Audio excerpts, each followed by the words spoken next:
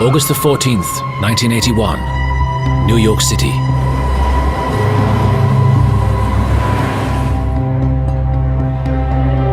Dominic Sonny Black Napolitano, a captain in the Bonanno crime family, walks into the Motion Lounge Bar in Brooklyn.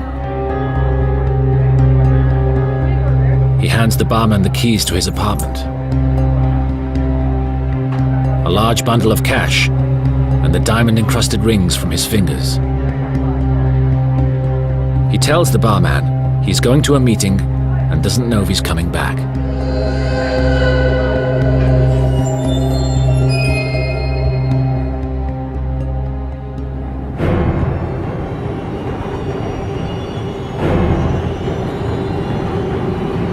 He is driven across town to a house in Staten Island.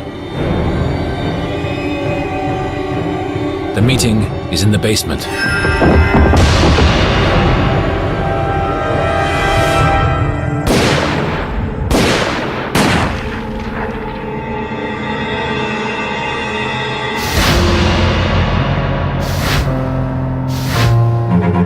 Sonny Black was killed because he had brought a spy, Donnie Brasco, into the inner sanctum of the Mafia.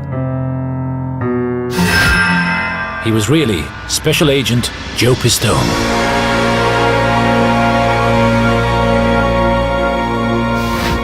Did I want to see him get killed?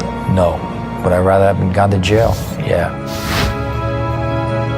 Thanks to Pistone's 6 years undercover, over 200 mobsters will be convicted, and one of the biggest Mafia families brought down. It was the most successful undercover operation in FBI history.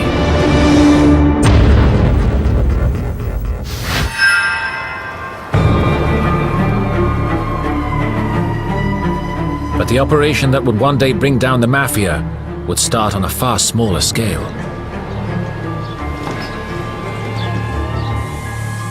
In 1976, New York was facing a wave of truck hijackings.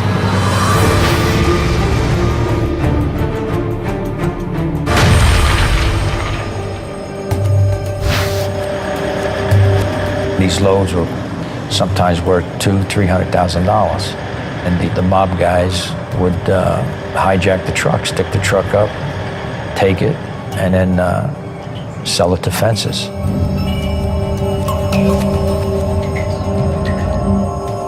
The FBI decided to initiate an undercover operation to target these fences in an effort to stem the flow of hijackings. They selected Joe Pistone for the operation. Pistone had racked up extensive undercover experience over his 15 years as an FBI agent. I always worked undercover cases. I worked all criminal matters, bank robberies, prostitution cases, worked a lot of gambling cases.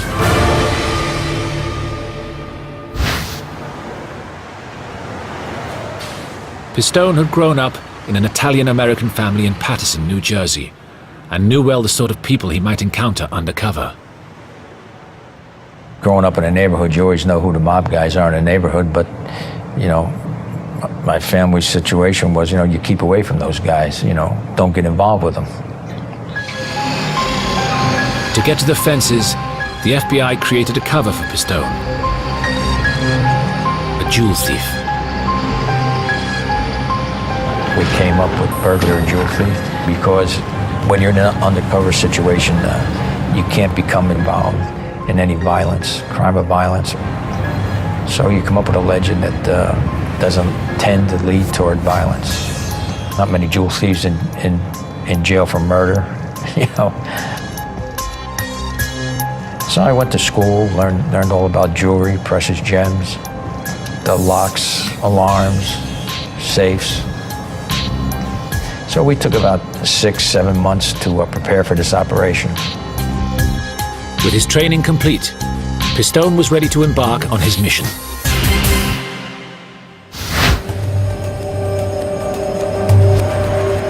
In 1976, he left FBI headquarters with a new ID as Donnie Brasco, unaware he would not return for over 6 years.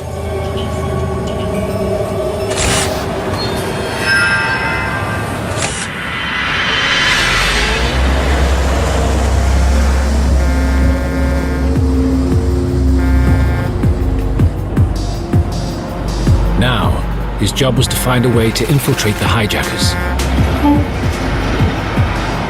You don't just walk into a place and say, hey, I'm Donnie Brasco, jewel thief, I want to start doing business with you. It doesn't work that way. Pistone had moved from his home in New Jersey, leaving his wife and children behind, and rented an apartment in Manhattan. The plan was we had certain bars and restaurants that we knew these guys hung out in, and the idea was for me to frequent these places and get my face seen, get known, and hopefully become engaged in conversation.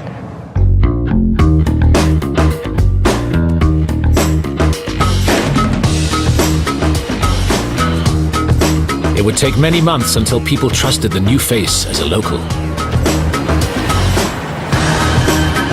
Well, the first 6 months I would just hit these different restaurants. Some were on the Upper East Side, some were down in Little Italy. I mean, they were basically all in Manhattan.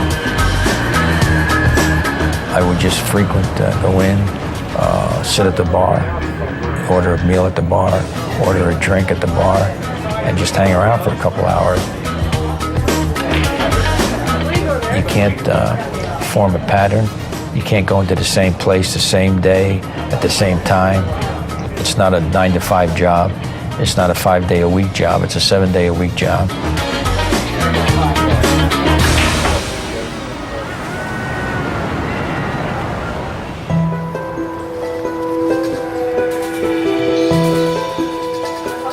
For Pistone, it was slow and repetitive work. Did I enjoy it? I endured it. I put it that way. I endured it. I'm not really a bar guy. I don't drink. I mean, you know, I'll drink one beer, maybe one glass of wine.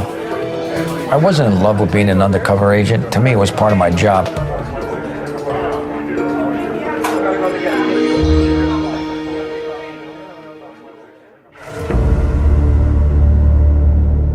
Finally, after 6 months of targeting the bars of Manhattan, Pistone thought that his face had become familiar enough, and he decided to try his luck with a barman whom he suspected had criminal connections.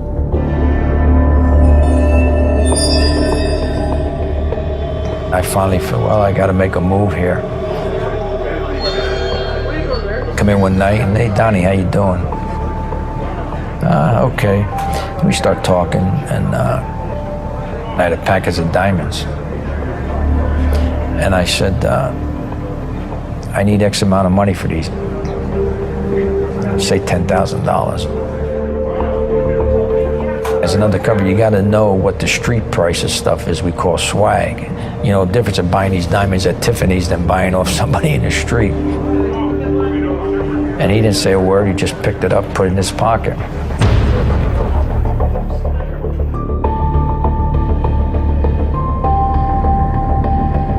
Days passed, and despite regular visits back to the bar, the package was never mentioned by the barman or by the man he knew as Donnie Brasco.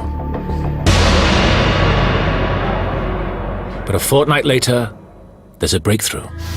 After about 2 weeks, I come in one night. He says, somebody left this for you. It's an envelope, I pick it up. And the money's in there. It was the payment for the jewels. This was the in establishing Pistone's credibility as the criminal Donnie Brasco. Now he knows it, you know, I mean, I don't have to spell it out to him that I'm a jewel thief, you know? And it went from there.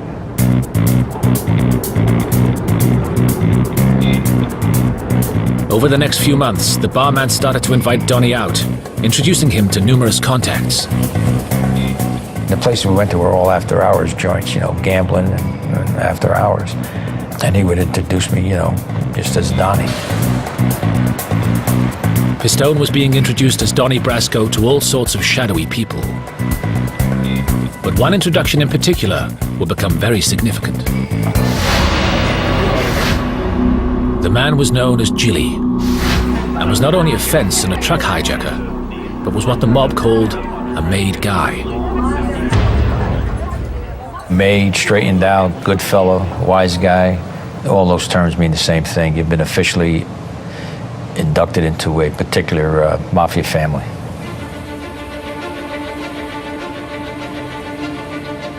Now news that Pistone was directly involved with a made Mafia member changed the entire nature of the operation. The FBI seized the opportunity and encouraged Pistone to get in with Gilly and his crew. Pistone used all that he had learned at the FBI to convince them that he was a jewel thief, but they wanted to see the spoils of his crimes. You have to be an earner, you know. They're not taking me in because they like my looks, you know. You have to see that I have the ability to make money. Suddenly, Pistone needed to get hold of a lot more jewelry from his supposed robberies. In the operation as a jewel thief, I mean, I wasn't going out robbing Tiffany's to get the jewels. Any jewelry that I brought around came from the FBI. It was confiscated jewelry that we got from U.S. Customs. You know, there was jewelry that was confiscated. Other times I would bring around watches. As Pistone began handing over more and more jewelry, it seemed that he was convincing them that he was a genuine thief.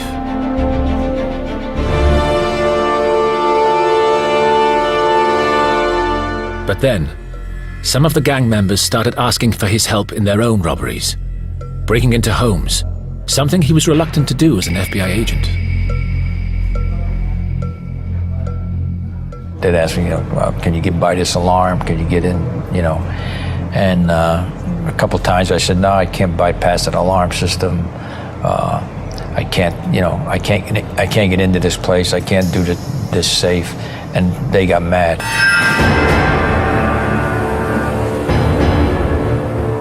Pistone was called to a meeting by Gilly at his club with two other gangsters, Frankie and Patsy. They locked the door. Patsy puts his gun on the table and he said, you know, Donnie, he said, unless you convince me that you're a really great jewel thief, he said, the only way you're going out of here is rolled up in that rug.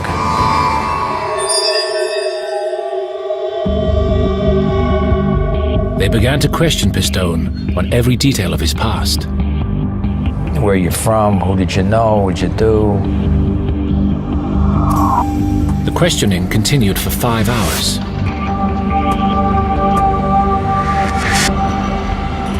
Eventually, Gilly, convinced by Pistone's performance, called a halt to the meeting.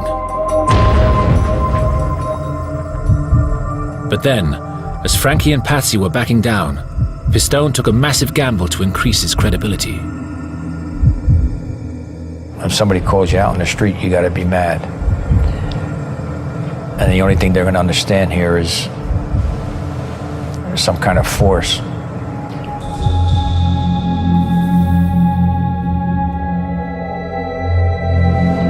So I hit Frankie.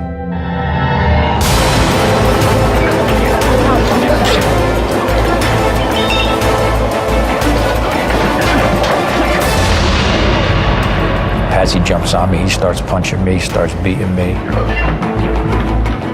But I can't do anything because he's a made guy. You can't hit a made guy. That's a penalty of death. So I just keep hitting Frankie. Then finally they break it up.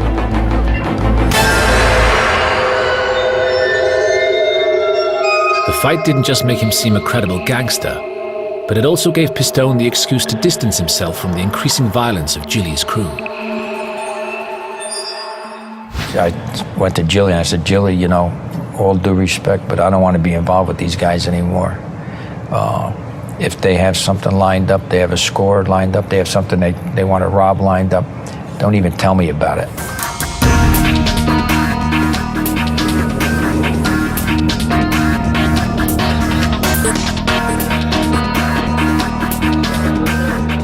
Believing Pistone was the real deal, Gilly introduced him to some major figures from another Mafia family, the Bananos. First, he met Tony Mira. Tony Mira was a major drug dealer, one mean guy. He was the type of guy, he just abused everybody, but he made tons of money for the family through his drug dealings. And Mirror introduced him to Lefty Ruggiero, a hitman who had a reputed 23 killings to his name. Lefty Ruggiero was what I would call 24-hour gangster. He was on being a gangster every minute of the day. But Lefty Ruggiero had a trait that was invaluable for Pistone's operation. He was a great historian as far as knowledge of the Mafia, how it worked and how it would work. And I gained a lot of valuable information from him. Through Mirror and Ruggiero, Pistone was able to shine a torch on the inner workings of a Mafia family, something that the FBI, until then, had known surprisingly little about. He could recount to us who was in, who was out. He could recount what rackets they were involved in. He could recount what's coming up in the future. The people he was involved in were particularly vicious. You know, who was going to kill who or who was on the outs.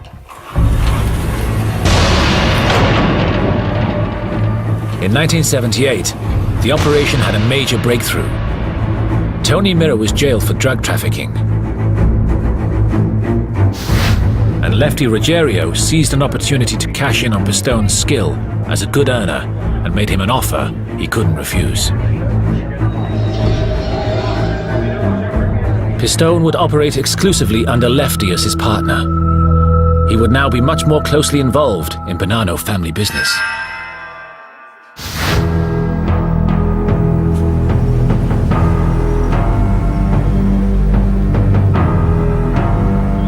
Critically, Lefty was part of a crew run by one of the most powerful captains in the Bonanno family, Dominic "Sonny Black" Napolitano.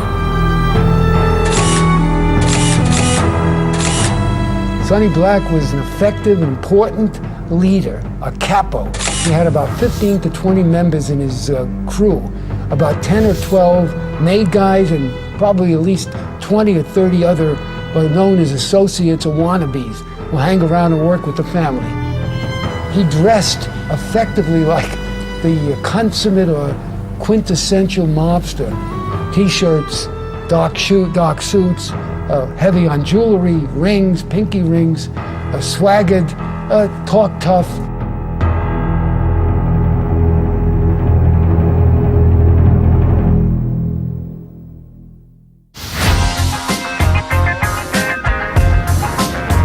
Pistone was now hanging out daily with Sonny Black at his social club, the Motion Lounge in Brooklyn.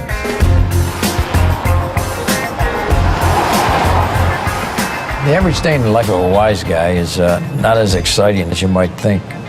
You might meet up at 10, 11 o'clock in the morning. You hang out at the social club all day, and your conversation is about what you're going to rob, what you're going to steal, who's stealing from you, how much money you're making in this operation, how much money you're making in that operation. It's a steady grind every day. Thanks to Pistone, the FBI were in a position they had never anticipated. They had an agent as an active member in a major crew in the New York Mafia. There was a lot of excitement because up to this point, nobody had infiltrated to the point that they were running around with made guys in any family. Pistone was now even better placed to gather material on a wide range of Mafia activities. At this stage, I was gathering a lot of intelligence information, drug deals, extortion, hijacking, political corruption, politicians, law enforcement people that were corrupt. So it was a myriad of information. But more than that, by working with Lefty, he was able to learn who the major players were in the Bonanno family and other New York families, giving the FBI names of captains and bosses. I was finding out who the upper echelons, the structure of the family, who was basically running the family. So a lot of it had to do with intelligence information that we didn't know by doing investigations and that we weren't getting from informants. We showed we can go after and get the upper echelon versus, versus the guys on the bottom doing all the dirty work. Pistone's intelligence was helping the FBI build a much clearer picture of not just how the Bonanno family was run, but the whole Mafia. And what emerged was how much the various Mafia families were in fact cooperating with each other. You came to realize that this was not a monolithic organization. These folks were working together. They might have been individual families that, for work purposes and for power purposes, but in the scheme of things, they were working together, sharing these criminal activities. And Pistone's success was not limited to just the Mafia in New York. With his strong credibility, he could now vouch for other undercover agents and instigate connections with other Mafia families, as far away as Los Angeles. In Milwaukee, he was so successful, he even managed to set up a face-to-face meeting with the mob boss there, the first time an FBI agent had sat down with such a high-ranking mobster.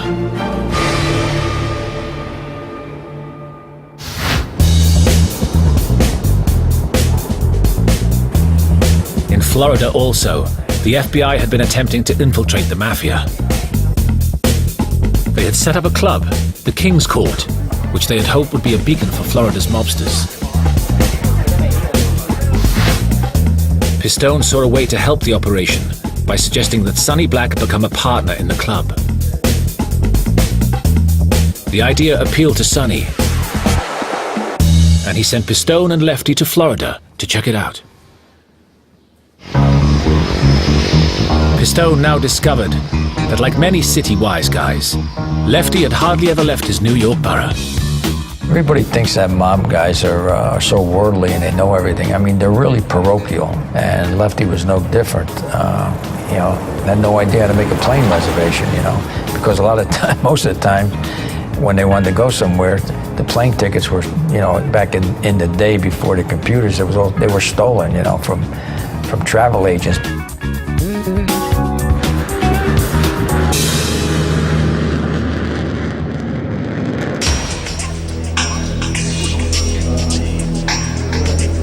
When Lefty saw the club, he reported favorably back to Sonny, and Sonny liked what he heard. But to operate in Florida, Sonny Black would still need the permission of the local Mafia, headed by Santo Trafficante. That's when Sonny then starts moving ahead to get a meeting with Trafficante. Sonny flew to Miami to meet the Florida boss to propose running illegal gambling operations together from the club. Trafficante agreed to the deal. It was a breathtaking achievement for the FBI. Here we got two major bosses that we married up together to become involved in illegal activities with. I mean, unheard of. So that was a big thing. The FBI had the back office of the King's Court fully installed with microphones and cameras. The King's Court was wired for audio and video, but it was only in the office, not the club, because the patrons were regular people who didn't know it was an FBI operation. Pistone and other undercover agents started to stage drug deals with Mafia mobsters there. What do you want you to know? I walk in the place in this town. It was a gold mine of intelligence for the FBI. But for the Bonannos, it was a major money-making operation. And Sonny Black loved it. Every time you went to the club, it was packed. I mean, it was a big hit among the locals, and everybody that went in there was a citizen, So the club was making money. We're doing illegal gambling, casino nights, and illegal bingo games, which was big down there because of the elderly population. You can make a lot of money running bingo because they were taking the big cut for themselves. Pistone was impressing Sonny Black So much so that Sonny asked him to head up the operation in Florida. But more importantly for the FBI, in another promotion for Pistone, he no longer had to report to Lefty Ruggiero, but would answer directly to Sonny Black. Pistone now had access to one of the most important captains in the New York Mafia.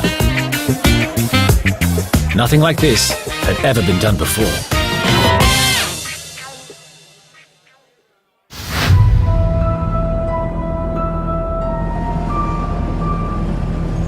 Now based in Florida, on trips back to New York, Pistone would even stay at Sonny's house, and they would spend hours feeding Sonny's racing pigeons on his roof.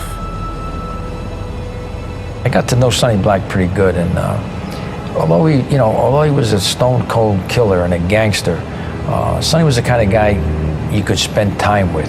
I mean, he would talk about the gambling, the drugs. He would talk about, who's the power in the family, all that. But you could also have other conversations with him. He loved those pigeons. Like I said, we'd go up every morning and he'd feed them and change their water and give me a history lessons on pigeons. I mean, I never listened to it, but I had told the FBI guys, when those pigeon coops come down, you can say goodbye to Sonny Black. He's gone.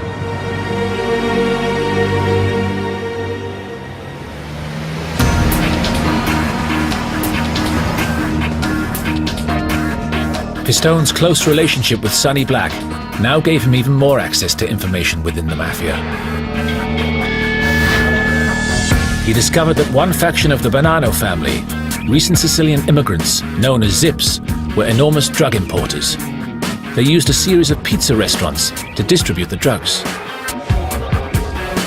The Zips were Sicilians brought over to run the pizza shops that they had all over New York and Pennsylvania, not only to distribute the heroin, but to use these Zips for murders and anything else that they needed from them. Based on Pistone's information, the FBI launched a major investigation into the Zips pizza restaurant drug trade. But they couldn't act on it immediately, because if Pistone's identity were revealed to the Mafia, he would be killed instantly.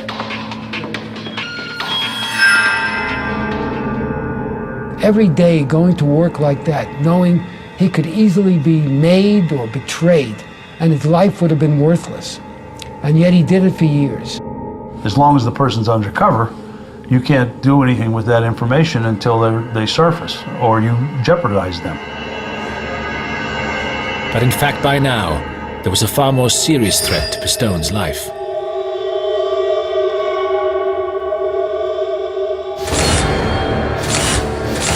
Tony Mira, Pistone's first contact in the Mafia, was released from jail and furious that Pistone was earning money from Sonny Black and Lefty.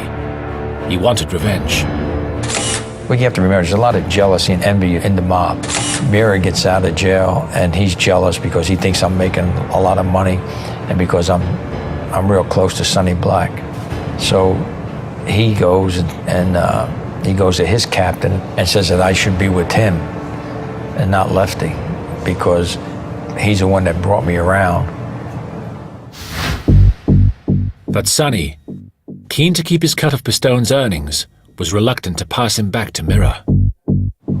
Mira goes to Sonny, and Sonny says no.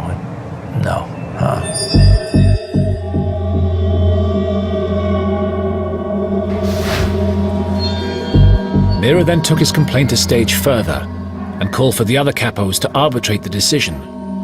Lefty and Sonny were called on to defend their claim on Pistone in a series of meetings.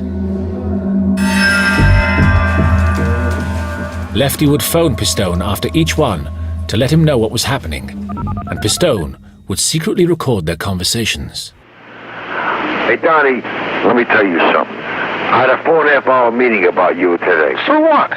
Donnie, don't say for what. Well, Left, you say don't say for what. How do I know? I don't even know what you're talking about. I won you, and I'm going to keep you. Well, that's right. All right, I'm not giving you up, and so is Sonny. We own Donnie, and we giving up Rocky. Now you give up my prick, I said. I won you. I'm not giving you up. I'll die with you. Well, how does Sonny stand tonight with us? What's he saying? He's not giving you up. Not giving you up. Ain't nobody having you. Hey, I don't want no part of Mirror.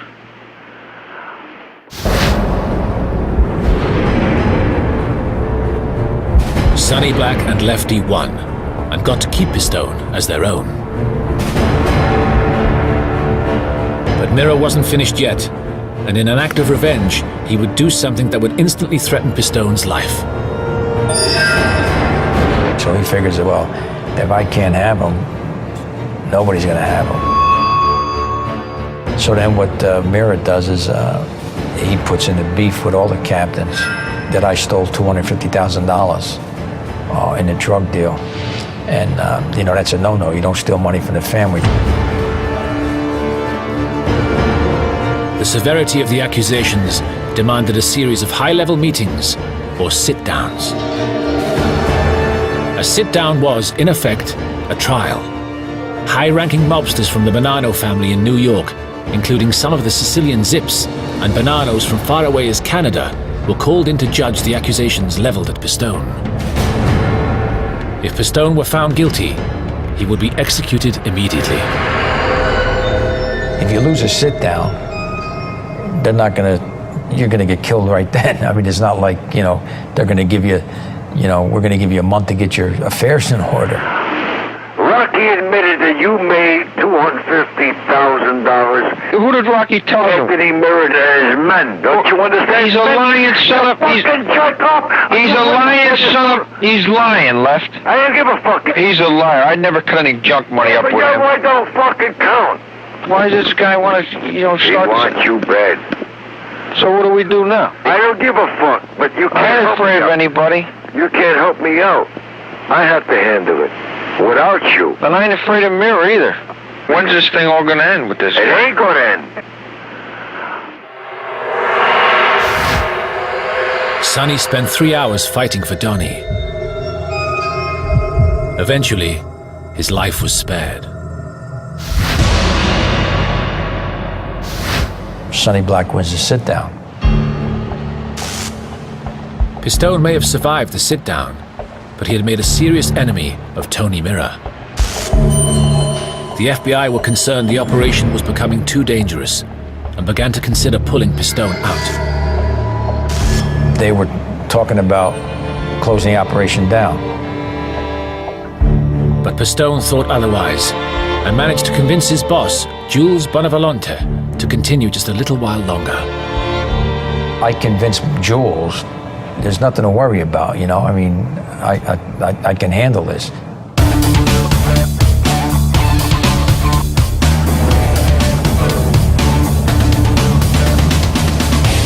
By the end of 1980, FBI agent Joe Pistone had been undercover in the Mafia for nearly 5 years. His intelligence had been invaluable to the FBI. They had wiretaps on senior members of the New York Mafia, cases open on Sicilian heroin trafficking, the Milwaukee mob, and Colombian drug deals in Florida. And as a trusted confidant to one of the most powerful captains in the New York Mafia, the outlook for Pistone and the FBI was looking good. But soon, Pistone's operation was to become far more complicated.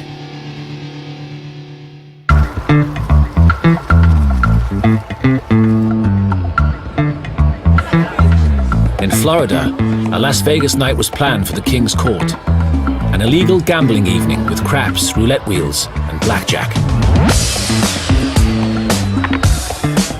The event was scheduled for January the 17th, 1981. Sonny and a number of New York wise guys had flown down for the event.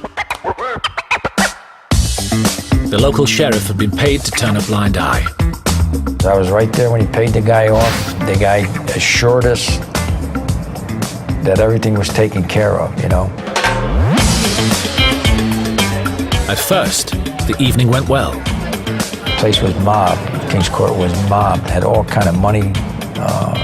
We were making all kind of money. But when the night was in full swing, something went terribly wrong.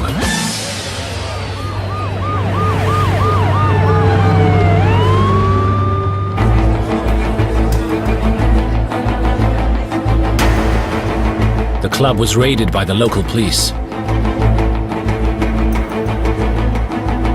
And Sonny, who refused to provide identification, was taken to jail.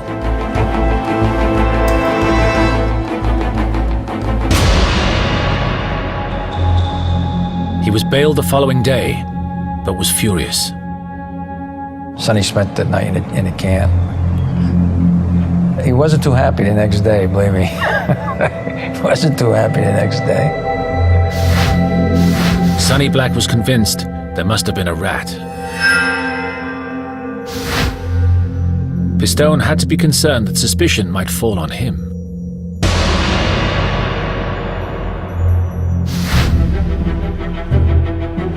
But as the crew flew back to New York, there was further cause for concern.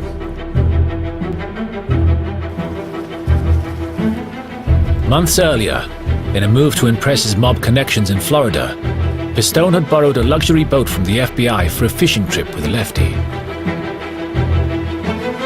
But now, Lefty spotted an article in a magazine detailing an FBI sting operation in which agents had posed as Arab sheikhs to entrap corrupt congressmen.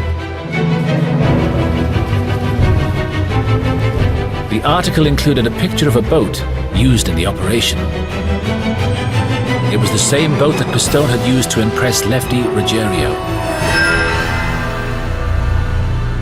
The boat that we used was on the front page of Newsweek.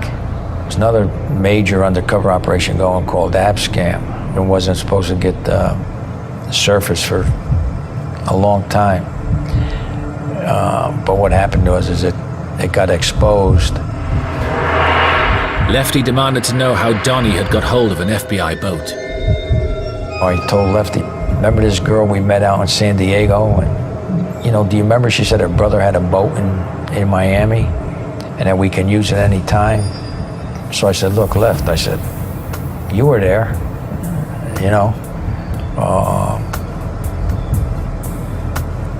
even if it is a government boat, they were after, they're after the politicians. They weren't after us. They never came after us. So I got away with that one.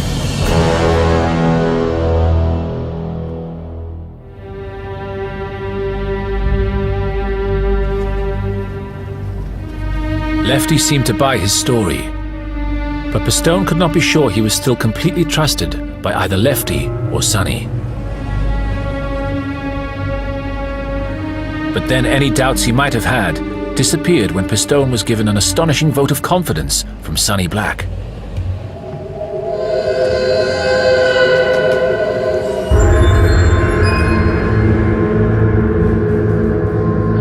Sonny Black proposed Pistone for full membership of the Mafia. He had to go to every captain in the family and say, hey, I'm going to propose Donnie Brasco. You guys have anything against Donnie? And if one captain says a negative thing, they can't propose you. And all the other captains okayed it.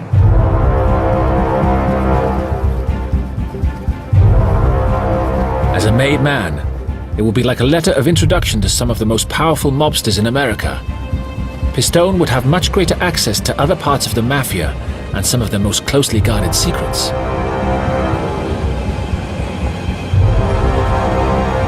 But at FBI headquarters, there was real concern. It was all very well having an agent inside the Mafia, but having an agent inducted to a senior level could compromise the entire operation. Theoretically, to become a member, you would have had to kill somebody. And their position was that even though he had not had to kill somebody, that would destroy his credibility before the courts.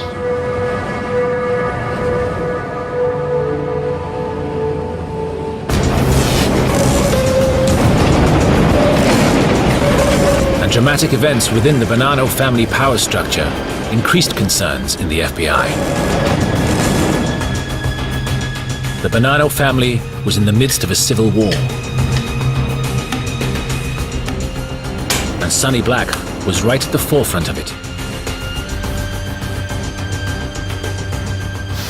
It had begun 2 years earlier when Sonny Black had taken part in the murder of the boss of his own family, Carmine Galante.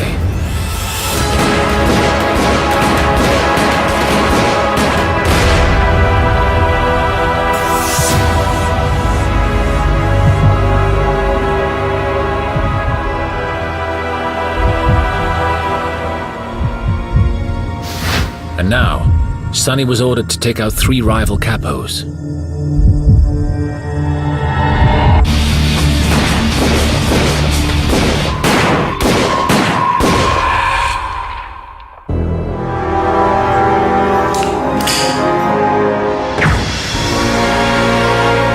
As the violence escalated, there was an increasing risk that Pistone could be killed in the crossfire. Now that this war was going on, this is the first time everybody's carrying a gun now. Sonny Black gave me a gun to carry. Because guys that were with the other 3 captains were looking to kill us. He was involved in some of the most vicious territorial wars that were going on organized crime, so he was right there at the focus point.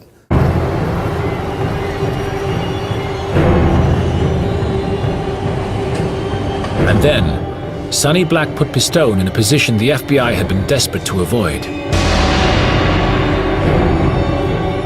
Sonny ordered Pistone to track down a rival mobster, Bruno Indelicato, and kill him. So Sonny sends me to Florida because that's where they thought Bruno was.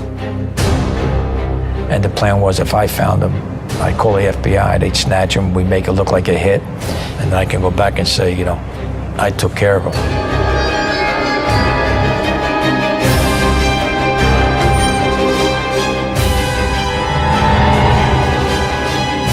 But the FBI decided it was far too dangerous and ordered Pistone to pull out of the 6-year operation.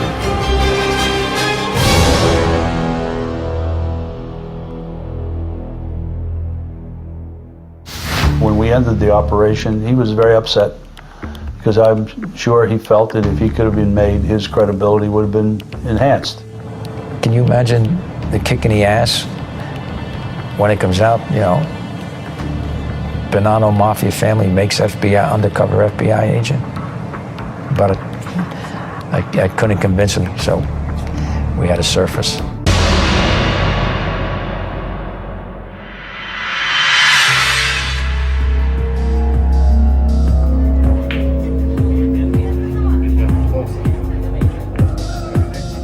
Two weeks later, with Pistone safely out of the way, Sonny was visited at his club by FBI agents. The agents presented a picture of the 3 of them with a 4th man, one of their most trusted crew members. You know this man as Donnie Brasco. He is in fact an FBI agent. And Sonny said, well, if I see him around, then now I'll know. I mean, he really didn't believe it.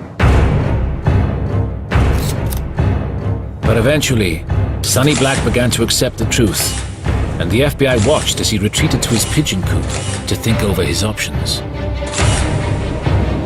He realized that if Donnie Brasco were an undercover agent, then, as the man responsible for bringing him into the Mafia, he was sure to be killed. The FBI offered him protection.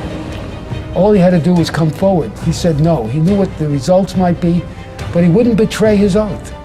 He decided to go down at the end, and he knew pretty much that he was on a hit list.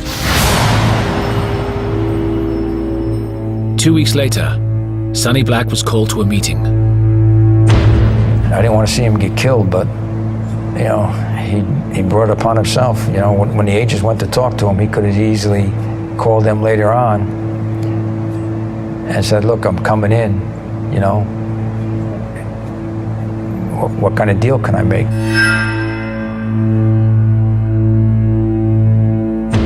But he didn't.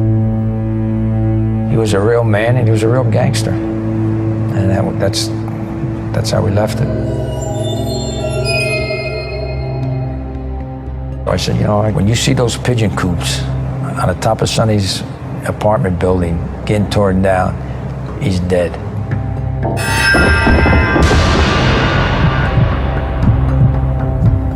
17 days later, they start taking the pigeon coops down.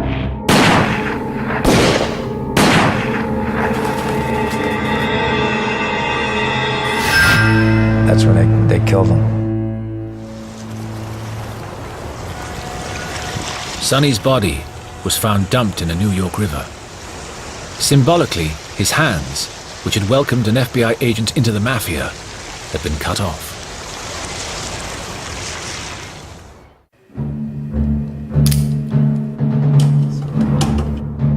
The mob now closed in on anyone who had been involved with Donnie Brasco.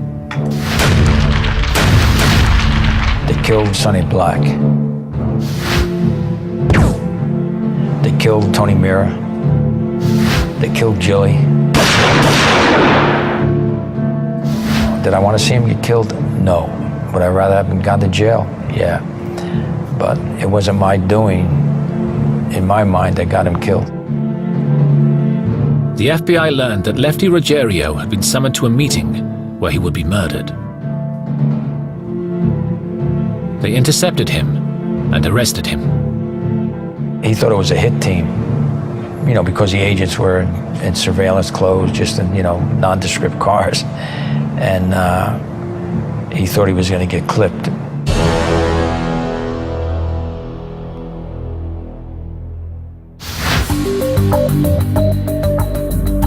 With Pistone now out of the firing range, the FBI used his information to go after hundreds of Mafia members. 4 years ago, a petty jewel thief known as Donnie Brasco began working his way up inside the mob. Last year, in a New York trial, Brasco unmasked himself. His real name? Joseph Pistone, undercover agent in the FBI. I think I testified in about 17 different trials. We had 235 convictions. In New York, you know, we knocked out the Bonanno family to a great extent. Bonanno family, as I know of it, I think they are nothing but a street gang at this point in time. In Milwaukee, we took down the whole family. You know, the boss, the underboss, a couple of his captains. The same thing in Florida, you know. A federal grand jury in Tampa today indicted Santo Trafficante and 11 others on racketeering charges. That includes gambling, extortion, bribery, and narcotics. In 1985, Pistone testified in the trial of the Sicilian heroin traffickers. Known as the Pizza Connection, it was one of the longest trials in American history. All the principal defendants in this case were convicted. 18 of 19 defendants overall were convicted. It's an outstanding result. We couldn't have hoped for anything better. And it is a tremendous victory for the effort against the Mafia. And in what became known as the Commission Trial, Pistone identified the heads of the New York families. They're calling it the biggest sweep of underworld leadership in nearly 30 years. 5 reputed Godfathers arrested and indicted in New York. His evidence and testimony was central in securing convictions on 151 counts. Pistone's operation spelled the beginning of the end for the mob, as gangsters at all levels of the Mafia were sent to jail. Amongst them was Lefty Ruggiero, imprisoned for conspiring to murder the 3 capos, distributing drugs, extortion, bank robbery, and illegal gambling in Florida. So he spent like 15 years in jail. I hate to be the guy that was his cellmate or guard, because he had to be the biggest pain in the arse there ever was.